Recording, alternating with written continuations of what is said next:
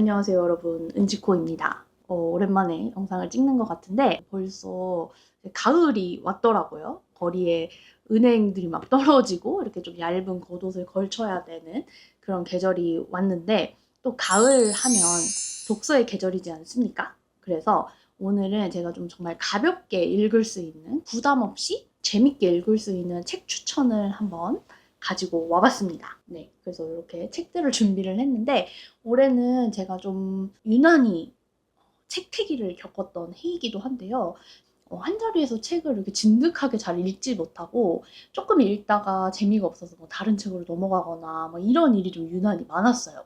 원래 저보다는 좀 책을 많이 못 읽은 것 같기도 하고, 정말 집중해서 그 책에 대해서 생각해보는 시간도 올해 좀 유난히 적었던 것 같은데, 이런 책태기를 겪고 있음에도 글 읽는 행위를 너무 즐겁게 만들어줬던 그런 책들을 몇 권 골라서 가지고 와봤습니다.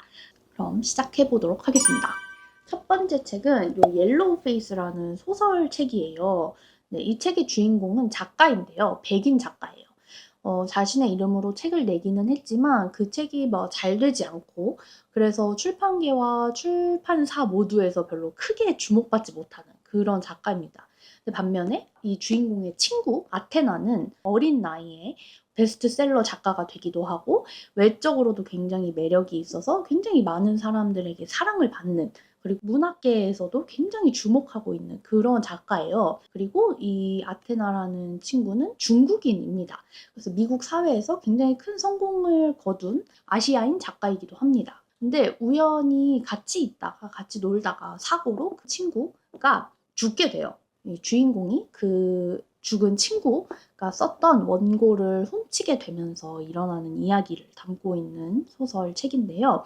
그 책을 훔치고 자기가 쓴 책인 것처럼 출간을 하게 되면서 점점 그게 내 책이라고 믿게 되고 비밀을 감추려고 하고, 이런 이야기들을 막 읽으면서 굉장히 생각이 많아지더라고요. 창작에 있어서의 어떤 윤리 의식 같은 것도 막 생각을 하게 되고, 모든 업계에 만연해 있는 스타 만들기에 대한 어떤 회의 같은 게 들기도 하고, 인종차별에 대한 이야기를 하고 있는 소설이기도 한데, 미국 사회가 아시아 사람을 어떻게 바라보고 있느냐에 대한 생각도 굉장히 많이 하게 만든 책이었어요. 네. 주제는 조금 무거울 수 있지만 정말 몰입력 있게 빠르게 읽히는 그런 소설이라서, 뭔가 가을에 아주 흥미진진한 소설을 찾고 계신 분들에게 꼭꼭꼭 추천하고 싶은 책입니다. 주변에도 이거 재밌다고 제가 엄청나게 입소문을 내고 다녔는데, 여러분도 꼭 읽어보시면 좋겠어요. 진짜 재밌어요. 그리고 또 최근에 읽었던 책 중에 너무 재밌게 읽은 책이 있는데, 예술 도둑이라는 책입니다. 네, 이거 처음에 읽기 시작할 땐 몰랐는데 이거 검색을 막 해보니까 되게 많은 분들이 추천을 하셨더라고요. 최근에 그 이동진 평론가도 이 책 추천하신 걸 영상을 봤는데, 처음에는 소설인 줄 알았거든요. 되게 표지도 그렇고 제목도 그렇고 되게 소설스러운, 실제로 있었던 이야기고요. 역사상 가장 많은 미술품을 훔친 한 남자의 이야기입니다. 저널리스트가 쓴 책이고요. 정말 소설처럼 읽히는 그런 책이었어요. 어떻게 이런 일이 가능한 것인가?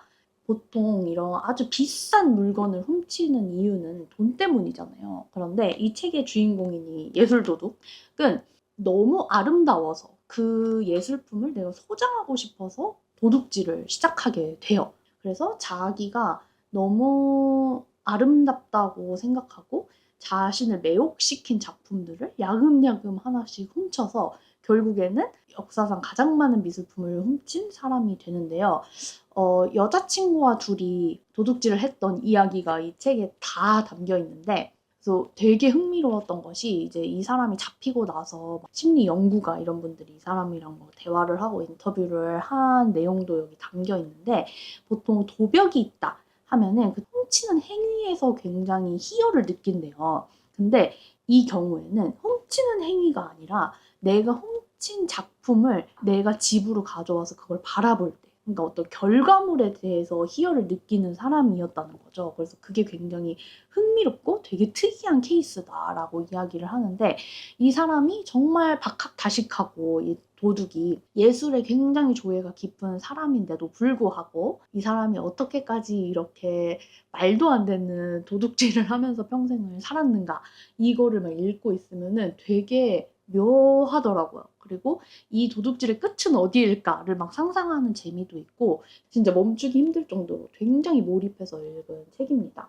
한 사람의 삐뚤어진 욕망, 어떤 삐뚤어진 정의감 같은 것에 대해서도 생각을 많이 해볼 수 있는 아주 재밌는 책입니다. 표지도 정말 멋져요. 여기 이렇게 뻥 뚫린 액자가 있는 이 표지도 되게 마음에 드는 그런 책이었습니다. 그리고 이거는 사실 올해 초에 읽었는데 너무 좋아서 오늘도 한번 소개를 해보고 가지고 왔는데요. 우리가 두고 온 100가지 유실물이라는 책입니다. 상반기에 읽었던 책 중에는 가장 좋게 읽었던 책인데요. 지금은 존재하지 않지만 과거에 존재했던 어떤 것들에 대한 이야기예요. 이 디자인도 너무 멋지잖아요. 너무 재밌고 보고 있어도 기분이 굉장히 좋아지는 책인데 이 책의 목차를 보면 정말 약간 헉 하게 되거든요. 이 목차의 1번이 지루함이에요. 근데 여기서부터 약간 했거든요. 그래, 맞아. 옛날에는 지루함은 항상 그냥 당연한 거였는데 이제는 너무 볼거리가 많고 할 게 너무 넘쳐서 오히려 그거를 되게 선택해야 하는 환경 속에 우리 살고 있잖아요. 아, 맞네. 지루함도 유실물이라고 표현할 수 있겠구나 라는 생각을 했고, 마침표, 전화, 가족 식사 이런 것도 있고, 고독, 생일 카드, 숙명 이런 것들이 이렇게 100가지가 적혀져 있어요. 나의 유실물은 뭘까도 굉장히 많이 생각을 해보게 되거든요. 그래서 저는 이 책을 읽으면서 과거에는 내가 되게 많이 실패로부터 경험을 하고 그 경험이 곧 내가 되었는데 이제는 내가 실패하는 법을 좀 잘 모르겠다. 나의 유실물 중에는 실패 같은 것도 있겠구나. 굉장히 많은 생각을 하기도 하고 어떤 과거의 경험들이 떠올라서 좀 피식하게 되기도 하고 그래서 너무너무 재밌게 읽은 책이에요. 그래서 짧은 꼭지들로 구성이 되어 있어서 가볍게 읽기 굉장히 좋을 것 같아서 추천을 해봅니다. 그리고 또 추천하고 싶은 책은 이 건축가의 공간일기라는 책이에요. 이 책도 너무 재미있게 읽었는데 조성익 건축가가 쓴 책입니다. 이 좋다라고 느껴지는 공간이 있잖아요. 편한 공간일 수도 있고 정말 그냥 아름다운 공간일 수도 있고 여러 공간이 있는데 그 공간에 대해서 저도 크게 생각을 해본 적이 별로 없는 것 같은데 이 책을 읽고 조금 내가 이 공간을 좋아했던 이유는 이것 때문이었구나. 그리고 내가 묘하게 이 동네의 불편함을 느꼈던 이유는 이것 때문이었구나 라는 생각을 좀 많이 하게 됐어요. 나의 인생 공간은 어딜까에 대한 생각도 되게 많이 해봤고 되게 차분하고 담담한데 뭔가 울림이 있는 그런 글이었어요. 그리고 공간에 대한 이야기이지만 자기 자신에 대해서 좀 생각해 볼 수 있게 만드는 그런 책이라서 굉장히 좋았고 또 여기저기 좀 돌아다니기 좋은 날씨잖아요, 가을은. 그럼 이 책 한 권 들고 좋아하는 공간에 가서 읽어보셔도 너무 좋을 것 같다는 생각이 듭니다. 좀 선선한 바람 부는 곳에서 읽으면 너무 좋을 것 같아요. 제가 오늘 이 영상을 찍으려고 이 책을 다시 꺼내가지고 보다가 오늘 영상이랑 좀 잘 어울리는 문장이 있어서 한번 짧게 읽어보겠습니다. 한 계절이 끝나갈 때쯤 또 가을이 다 지나갔네 라고 한숨을 쉬고 있다면 당신은 가을을 기억할 만한 계절의 기념비를 세우지 않은 것이다. 도로 포장만 열심히 하면서 살고 있다면 이것을 기억하자. 계절감을 느끼는 일은 선으로 흐르는 시간 속에 점을 찍어 마음에 저장하는 일이다.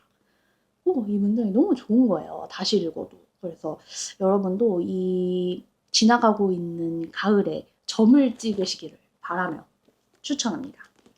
이 책도 너무너무 추천하고 싶은데요. 지하철에서 내리기 싫다라고 느낄 정도로 재밌게 읽었어요. 그 오터레터라는 구독 서비스를 운영하고 계신 박상현 님이 쓰신 책인데요. 오래된 편견을 넘어선 사람들이라는 부제처럼 이 책은 세상에 좀 낡은 관습과 편견 그리고 차별에 대한 이야기입니다.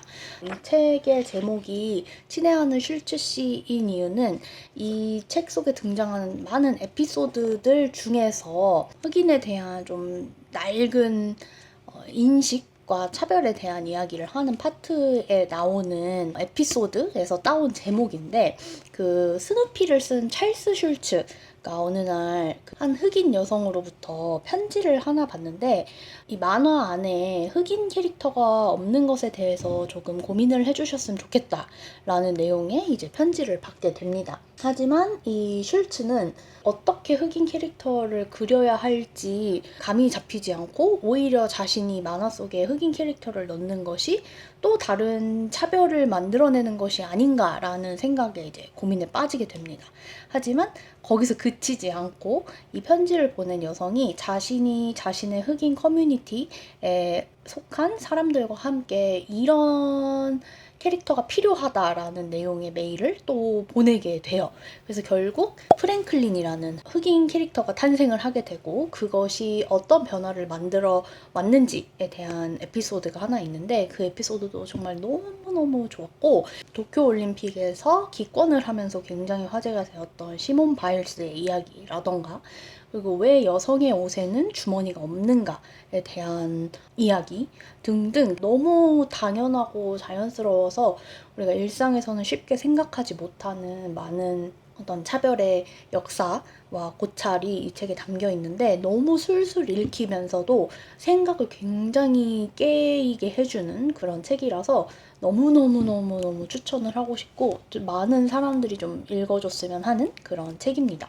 또 가볍게 아주 정말 가볍게 읽을 수 있는 책 중에 요 런치의 시간이라는 책도 있는데요. 이런 만화책이에요. 요거는 저 마쓰다 미리 책을 굉장히 좋아해서 지금까지 나온 책은 다 읽어본 것 같은데 사실 다 좋아요. 다 좋은데 이 책을 제가 좀 추천하고 싶다라고 생각한 이유는 제가 원래 먹는 걸 엄청 좋아하거든요. 그래서 맛있는 거 먹는 걸 굉장히 좋아하는데 최근 한 6개월에서 한 1년 정도는 이 먹는 재미를 좀 잃어버렸거든요. 이 만화책을 보면서 그것이 주는 행복에 대해서 한번 생각을 해보게 됐어요. 되게 별거 아닌 것 같지만 내가 지금 먹고 있는 게 너무 맛있고 그래서 너무 행복하다. 그리고 내일은 또 뭐 먹지? 라고 좀 기대하는 마음 이런 것들을 내가 조금 잊고 살고 있지는 않은가를 조금 생각을 해보게 되더라고요. 굉장히 소소한 이야기인데 이 마쓰다미리 작가의 책이 다 그렇듯이 그냥 나에게도 일어날 법한 아주 작고 소소한 이야기이지만 그 안에 좀 통찰이나 나에 대해 생각해 볼 만한 그런 포인트들이 하나씩 들어있거든요. 그래서 또 만화책이기도 하니까 되게 가볍게 읽을 수 있고 생각날 때마다 한 꼭지씩 읽으면 굉장히 기분이 좋아지고 좀 굉장히 행복해지는 그런 책이라서 가지고 와봤습니다. 마지막 추천은 여행기인데요. 요 무라카미 하루키의 나는 여행기를 이렇게 쓴다라는 책입니다. 네, 이렇게 작지만 확실한 행복이라고 비슷한 이런 느낌의 표지인데 이 표지부터가 그냥 너무 재밌지 않아요? 서점에 가서 무라카미 하루키 섹션을 이렇게 그냥 쭉 보다가 처음 보는 책이어서 한번 사봤던 그런 책인데요. 여행기마다 다 특징이 있지만 막 그냥 정말 그 여행지의 풍경이나 거기에서 있었던 일을 에피소드로 풀어내는 여행기가 있는가 하면 그냥 정말 이 작가의 이야기인데 그 여행지가 감칠맛 한 스푼을 좀 더한 느낌의 여행기도 좀 있는 것 같아요. 근데 이 여행기는 좀 후자에 속하고 무라카미 하루키 특유의 냉소적이고 뭔가 되게 객관적인 그런 느낌이 있으면서도 또 한편으로는 좀 따뜻한 느낌이 들기도 하고 또 이 작가라서 볼 수 있던 어떤 풍경 같은 게 그려져 있기도 하고 해서 되게 재밌었고 여기 나오는 여행지들이 굉장히 우리가 쉽게 갈 수 없는 그런 여행지들이에요. 뭐 몽골 어딘가 막 집도 없는 막 그런 곳이기도 하고 또 어떤 소수민족들이 모여 사는 그런 곳, 멕시코에서 하루 종일 뭐 버스를 탄 이야기, 조금 위험한 어떤 지역을 막 가보기도 하고 그래서 되게 대리만족을 하면서 좀 읽기도 했던 것 같아요. 내가 살면서 저런 곳에 가볼 수 있을까라는 생각도 좀 많이 해봤고 아무튼 굉장히 재미있게 읽어서 좀 여행기를 좋아하시거나 좀 이런 선선한 계절에 어디 막 놀러 가고 싶어서 마음이 근질근질 하신 분들은 이 책 읽어보셔도 매우 좋을 것 같고 그 밑줄 치었던 부분들을 이렇게 훑어보다가 서문에 나온 문장이 너무 좋아가지고 영상에 소개를 해야겠다 싶었어요. 가장 중요한 것은 변경이 소멸한 시대라 하더라도 자기 자신 속에는 아직까지도 변경을 만들어낼 수 있는 장소가 있다고 믿는 것이라고 생각한다. 그리고 그런 생각을 추구하고 확인하는 것이 바로 여행인 것이다. 그런 궁극적인 추구가 없다면 설사 땅끝까지 간다고 해도 변경은 아마 찾을 수 없을 것이다. 그런 시대다. 라는 문장이 서문에 있었는데 이게 너무 좋더라고요. 여행 혹은 새로운 장소만큼 빠르고 강력하게 변경을 만들어내는 곳은 또 없다. 이런 생각이 들면서 좀 남은 올해는 여기저기 부지런히 다녀야겠다는 생각을 좀 했습니다. 여러분, 문구 얘기는 아니었지만 또 문구의 영원한 친구는 책 아니겠어요? 네. 그래서 책 추천도 재밌게 봐주셨기를 바라며 전 다음 영상으로 또 찾아오겠습니다. 안녕.